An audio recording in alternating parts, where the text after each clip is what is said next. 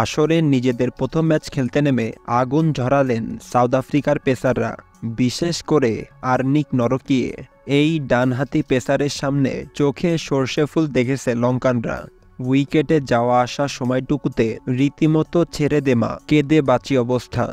ভানিন্দু হাসারাঙ্গার দলের তাসের ঘরের মতো ভেঙে যাওয়া ব্যাটিং অর্ডারে 2 অঙ্ক ছুঁতে পেরেছেন মাত্র 2 জন।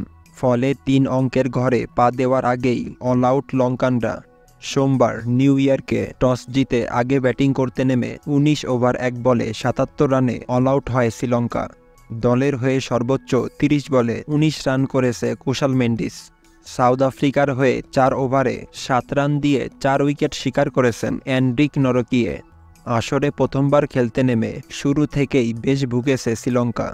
ইনিংসের চতুর্থ ওভারে প্রথম নিশাঙ্কাকে ফিরিয়ে লঙ্কা শিবিরে প্রথম আঘাত হানেন অটনেল ব্যাটম্যান। 8 বলে 3 রান করে ফেরেন নিশাঙ্কা। 3-এ নেমে 11-র বেশি রান করতে পারেননি কামিন্দু মেন্ডিস।